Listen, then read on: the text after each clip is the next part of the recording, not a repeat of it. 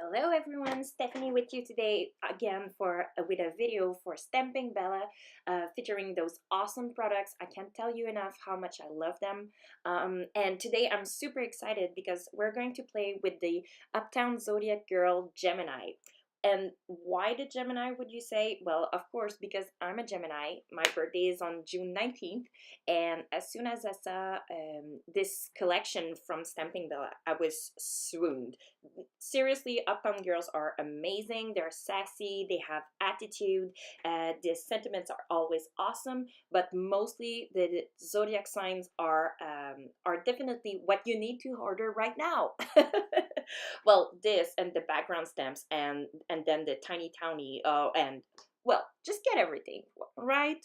So today I'm going to show you a quick version of my Gemini card. I'm coloring it with alcohol markers. These are Copics. You will find the full list of the colors I used on my blog and on the Stamping Bella blog.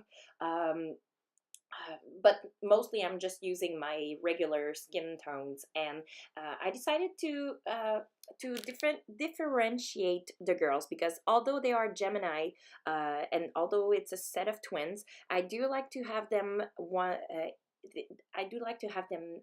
a bit different, shall we say. So the left girl is going to be a brunette with a very nice teal dress and some fancy pattern on it, and then the girl to the right will be with a soft pink dress with little polka dots, fair hair. So she's going to be the soft side of our brunette, shall we say.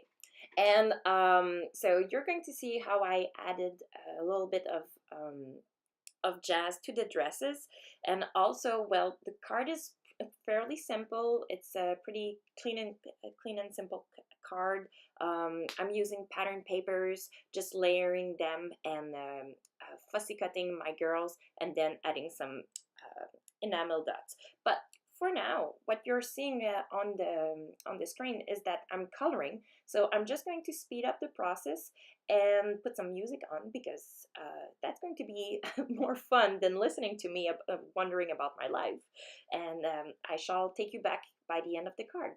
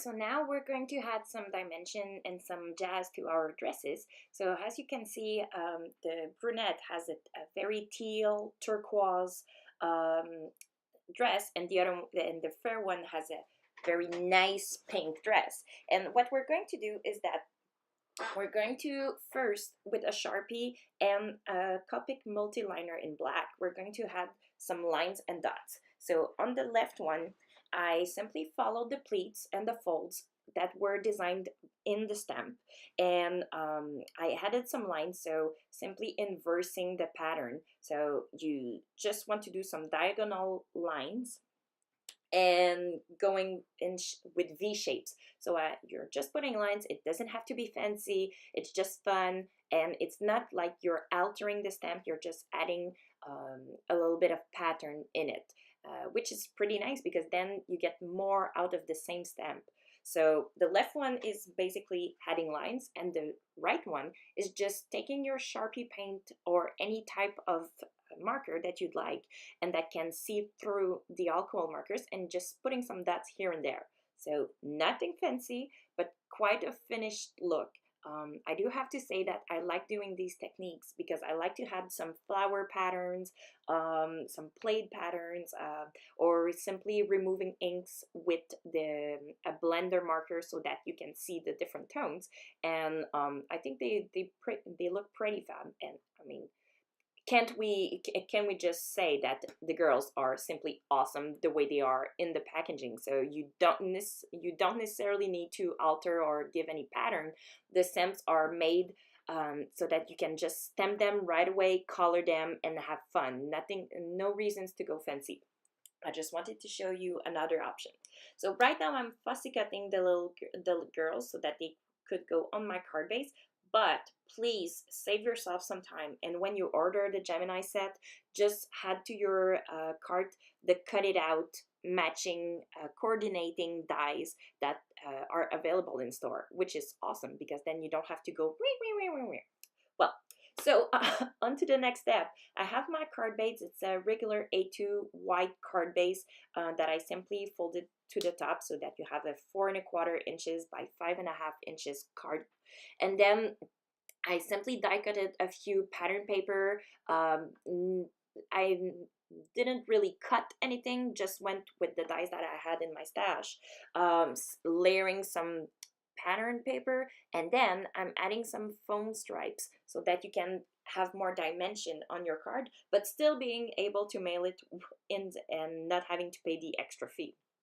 So just putting a little bit of foam stripes, and then behind the girls I'm going to put some foam tabs to pop them up, because the focal point that we want to have with this kind of project is the coloring, because you definitely spent a good amount of time coloring them, so you want them to be seen and not forgotten with your background.